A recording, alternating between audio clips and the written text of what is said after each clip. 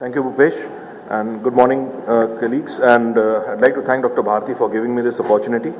I'll be carrying on in the same vein as Anand Parthsarthi about talking about rehabilitation of such patients after the cornea has been stabilized by C3R or CXL. I have no financial interest, and visual rehabilitation is an important part of keratoconus management, especially post C3R. Traditionally, we know that spectacles and contact lenses have been the mainstay, primarily the contact lenses. But the quest for spectacle and contact lens independence continues, and surgical treatments like Intacs and ICLs have come in to enhance the quality of vision and thereby the quality of life.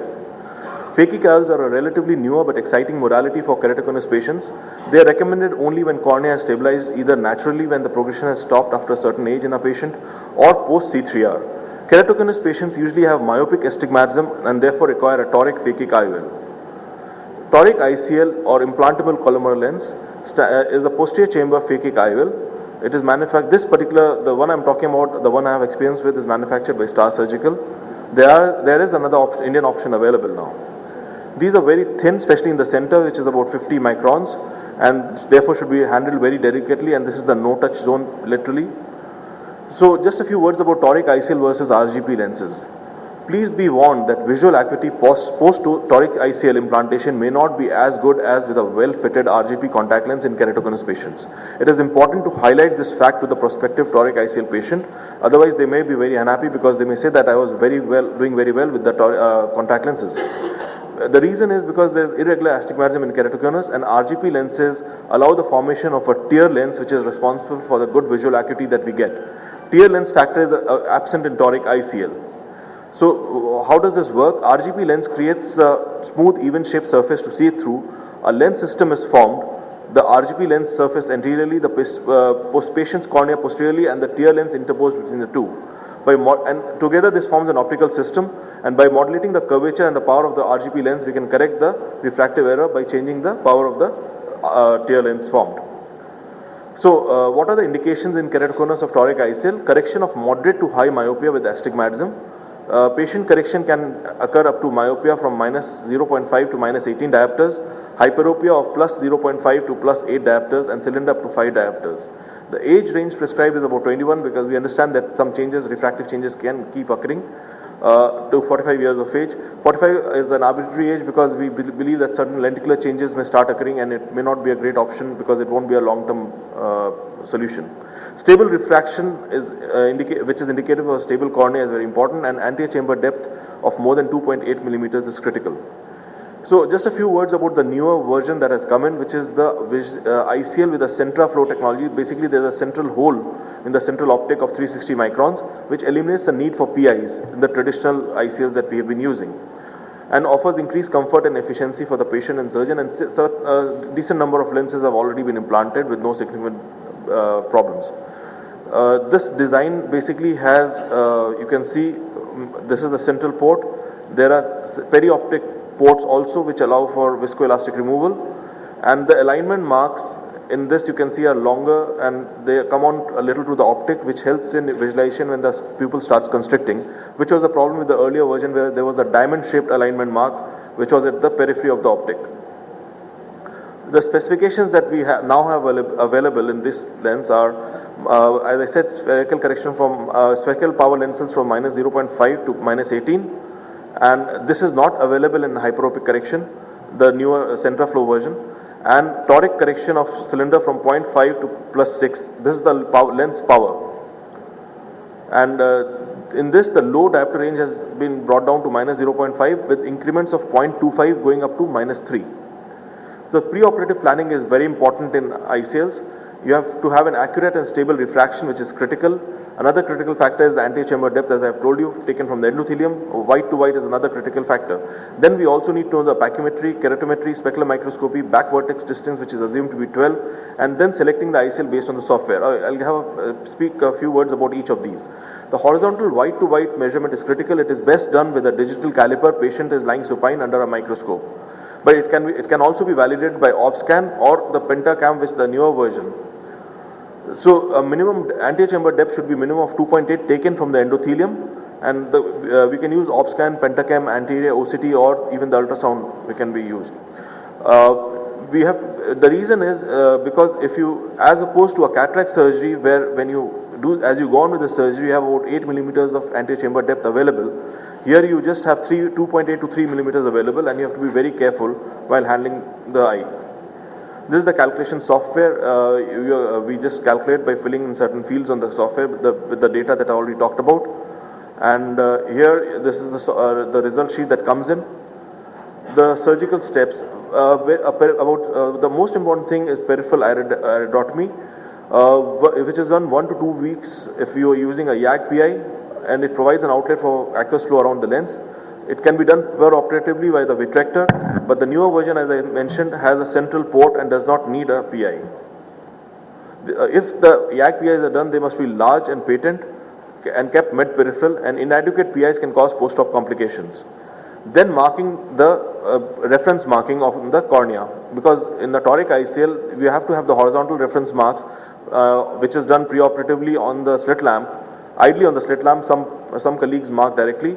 I prefer to do it on the slit lamp, and there are various techniques to do it, various instrumentations have come in, but over the years I've realized that the simplest and the best thing that works for me is to make a horizontal slit and then mark the 0 and 180 degrees. The important thing here is to ensure that this line bisects the cornea equally, because if it bisects unequally and the two hemispheres are not equal, you can end up with problems in alignment of the toric ICL, and thereby surprising result may ensue. Then on the table, we have to mark the axis of implantation by using the radial marker, and then the lens has certain additional markings, which are the alignment marks. As I mentioned, this is the older version which has diamonds and marks, and now we have the longer line there. A surgical technique overview. Basically, ICL orientation is marked on the cornea, then 1 or 2 paracenteses are made, a viscoelastic is injected, temporal clear corneal incision is made for the injection of ICL, which is then injected in, and then injection of viscoelastic is done on top of the ICL. The ICL is positioned behind the iris, the haptics, the end plates are tucked in behind the iris, irrigation aspiration is done, and constriction of pupil, followed by a 2 to 4 hour post-op check. Essentially a series of steps which should be executed properly. And as I mentioned, the central zone is the no-touch zone because it is very thin. Do we have time for okay, I'll just show some steps of the video.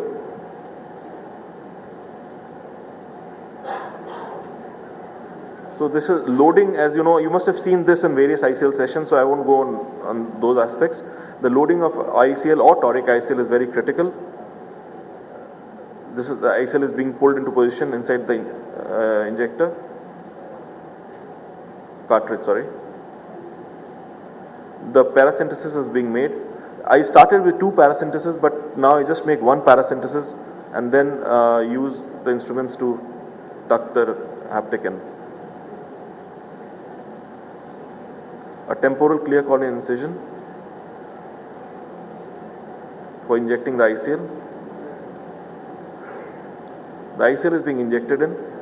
So this is a step where you have to be a little careful. You have to go in slowly by tapping movements, and then the ICL literally unfolds and unfurls. We have to ensure that we leave it in both the haptics on top of the iris, and then try to tuck in.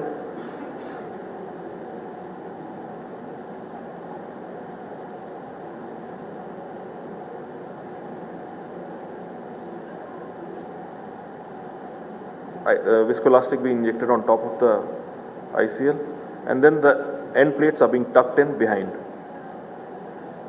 All the 4 end plates being tucked in.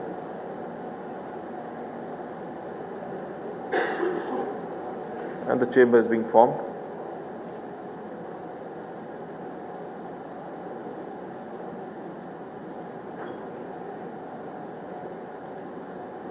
So for post-op medication, follow a normal cataract routine with topical antibiotics 4 to 6 times per day for 1 week, and topical steroids 4 to 6 times per day, tapered over 4 weeks. Just a few words about the vault. Vault is measured, which is very critical, is measured with reference to the corneal thickness. Less than half the corneal thickness is a low vault with the risk of cataract development.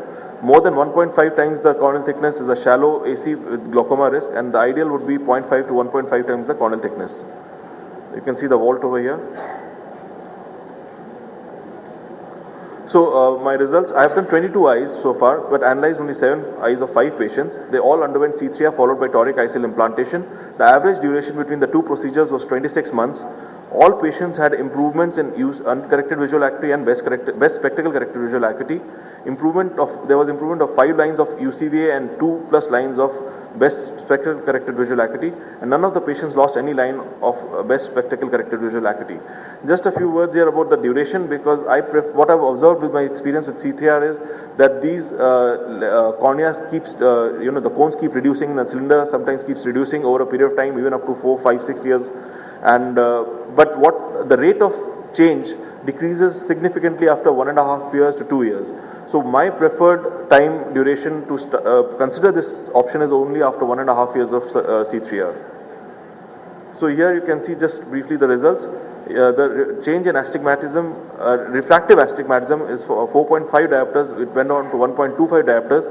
And as expected, the corneal astigmatism remains the same because we've done nothing to the cornea. The spherical equivalent came down from minus 9.25 to minus 0.75. So there's not much reported literature. And the last check I did was there were about 10 studies in the Medline search. There must have been some more in the last few months, out of which only 5 were case series and 5 were more or less case reports. The results are similar to ours. Just a few practical tips about implantation, about toric ICL in keratoconus. Ensure stability of refraction and start with mild to moderate, rather consider only mild to moderate keratoconus. Bow tie patterns with minimal skewing are ideal. Avoid significantly shifted cones.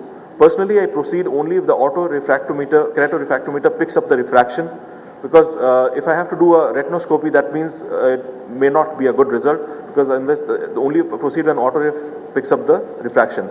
Subjective refraction takes precedence over objective refraction. Be realistic and inform the patient that visual acuity after toric ICL is unlikely to match that of a well-fitted RGP lens.